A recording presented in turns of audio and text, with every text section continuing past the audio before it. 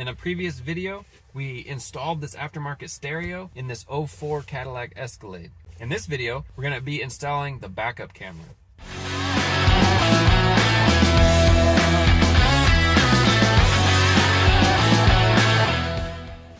In order to install the backup camera, this head unit will have to come back out. In order to do that, it's just this trim piece here. Pull on it, it separates. We want to put the key in the ignition so we can lower the gear shift and the steering wheel. And then it should, there we go, just slide out. Just set that aside. Now the radio has three 7mm screws holding it in, and then the head unit can come out. We don't have to disconnect anything, we just want it out so we can get to the back of the unit. Before we forget, we also want to disconnect the negative battery cable. We'll be splicing into some wires, so we just want to be sure we don't accidentally ground anything or short anything out. So we'll disconnect the negative battery cable. Now we have the negative battery cable disconnected. Come in real quick and just pull this out.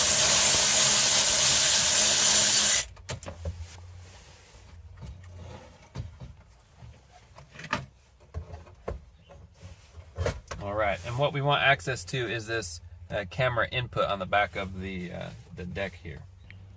So the hardest part of installing a backup camera is getting the wires from inside the vehicle to outside the vehicle. What I like to do is look for factory access points. Where in the process of manufacturing this vehicle do naturally wires go from inside the vehicle to outside the vehicle, or any other object that goes from inside to outside. On the driver side, underneath the carpet, there's this access for this cable.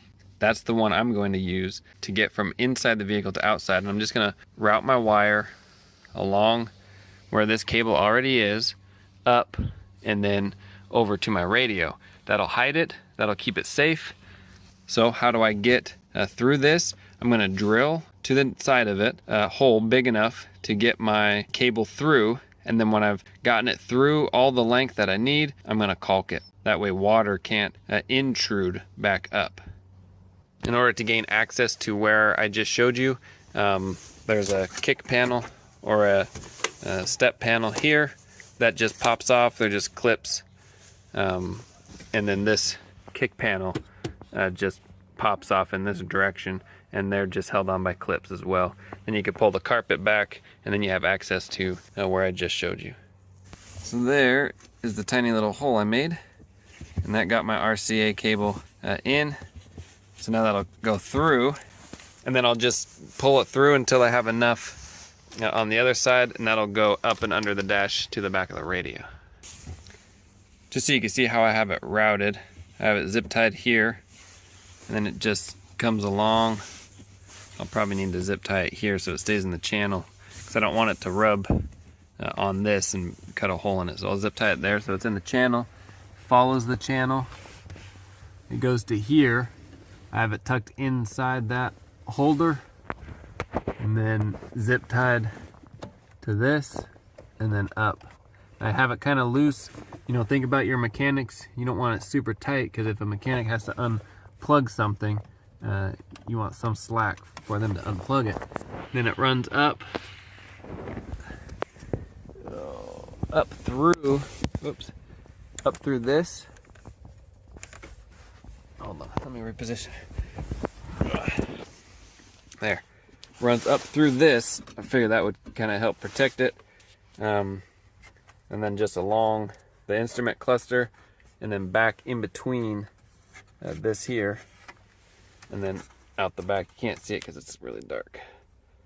But anyway, back here, and then to the stereo. So now that gets me from inside the vehicle to the outside of the vehicle. So now underneath the vehicle, that's where I came in from the grommet, and I'll follow it along this cable until I reach this harness. Now I'll just follow it along the harness, because the harness goes down the entire body of the vehicle. So I got to here and was just kind of looking, well, where do I go? So I took the rear tire off. so I can follow the frame up and around.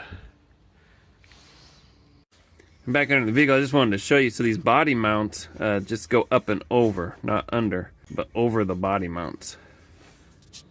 So from this point behind this shock here, I pretty much go straight back towards the license plate, over the top of this, and there's a, ow, I hit my knee.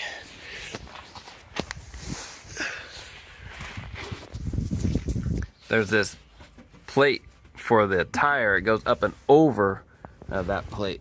You can see it here. So it goes up and over that plate, and it's kind of a direct shot from that shock back over. So now we have it out here for our license plate camera. Now we're going to tap into our reverse lamp. To pull this off is just two screws, Phillip head screws. This comes out, and we're only pulling this out because we want to know this is our reverse lamp, which wire we need, and we need this bright green one.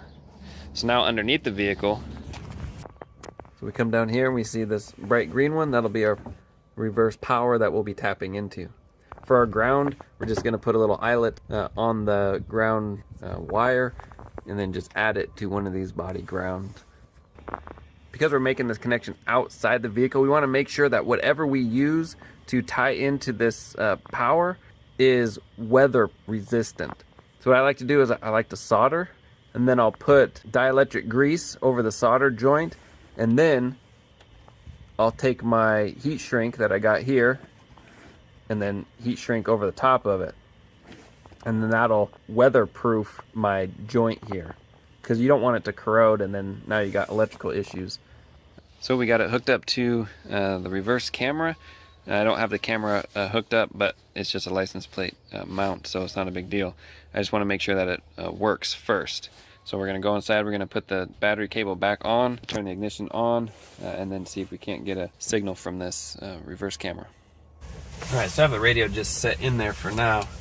The key is on, so it should just be a matter of putting it in reverse. Let's see if it automatically will switch. There we go. Backup camera. Let me adjust so you guys can see it. Wish the glare wasn't so bad, but we have it in park, put it in reverse. Backup camera comes on, put it back in park, and it goes out. So there we go, success. Now we can bolt our radio back in. It's just those three bolts again, and then we can put our trim panel back on, and then any other trim that you may have taken off can go back on, and you are complete. Well, thanks for watching. Like, subscribe. See you on the next one.